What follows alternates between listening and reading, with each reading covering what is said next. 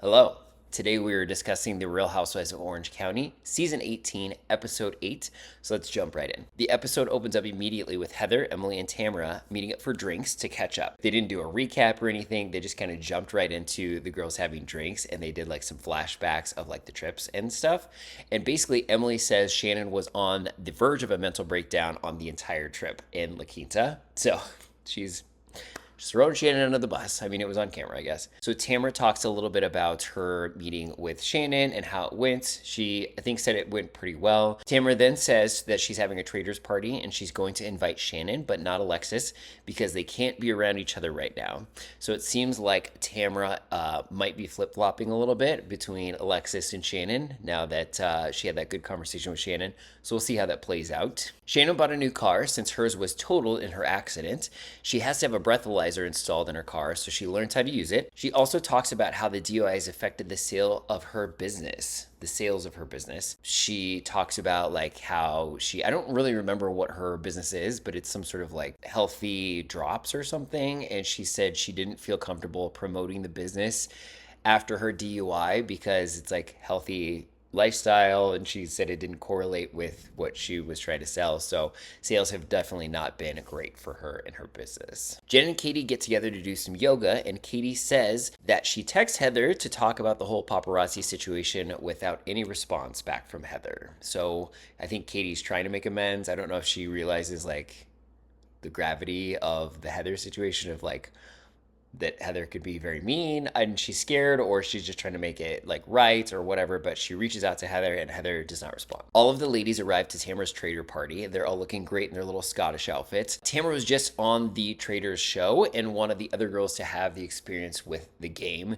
I think she just thought this would be a fun thing to do on camera, to invite all the girls and play the game. She also invites Vicky, which comes into play in just a second. Teddy Mellencamp from Real Housewives of Beverly Hills is going to be the host of the Traders game and throws major shade at Vicky. She says, "Hello and welcome, Housewives and Vicky." It's really funny. It's really funny. The girls have to fill out shady questions for the game, and I feel like this is not going to end well. Spoiler alert, I'm going to read off what the questions were and what everybody thought the answers were here in a little bit. Apparently, Tamara told Heather that she should give Katie another chance, and Heather did not seem too excited about it. They flash back to Tamara and Heather talking, and Tamara was like, "I like Katie. I think that you should give her another chance, Heather." And Heather was like, "Oh, I don't know about that." So this actually comes into play actually right now because Heather actually pulls Katie aside and invites her to her Sonoma event. Heather didn't make it very clear what event she was doing in Sonoma, but she was talking about how she has 4 children and a couple of them are part of the LGBTQ plus community. And so I think this has something to do with like awareness and like support and things like that. But anyway, regardless, she invites Katie to the Sonoma event that she's throwing. So I think that Heather's maybe percolating on what Tamara said and she's making some progress on maybe opening up to Katie. But then right after that, in Heather's interview, she says she has no interest in being friends with Katie.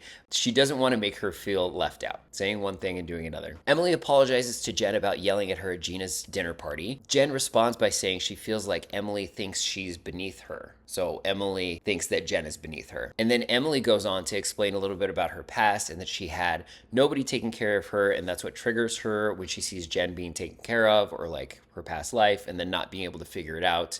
So she, I think, just expresses a little bit of frustration that Jen like now has to do this on her own and she can't figure it out. But Emily does apologize for being so aggressive and mean.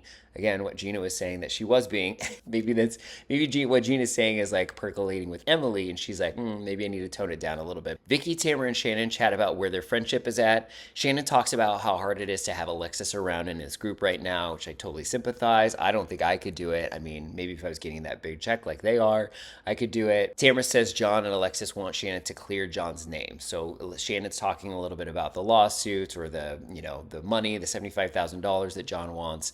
And basically Tamara has the inside scoop from Alexis that John just wants her to clear, like Shannon to clear his name and to be like, oh, John's a good guy. And Shannon's like, no, I'm not doing that. Katie, Gina, and Heather sit down and talk about the incriminating videos of Shannon on the night of her DUI and discuss if they should be telling Shannon or not. So people are having conversations around Shannon about these really incriminating videos.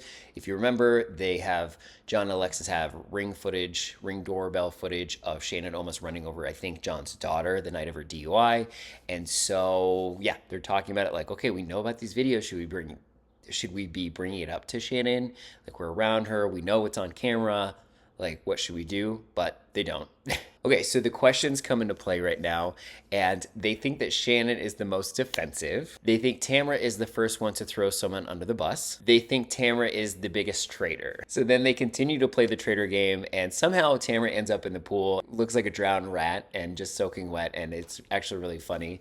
So that's how the episode ends. It ends on kind of like a funny high note, which is kind of cute. I hope you enjoyed my recap. I will link down below a playlist to all of the other episodes in this season. Hit that subscribe button to check out all my other recaps coming up for other shows. And thank you again so much for joining me, and I will check you on the next one.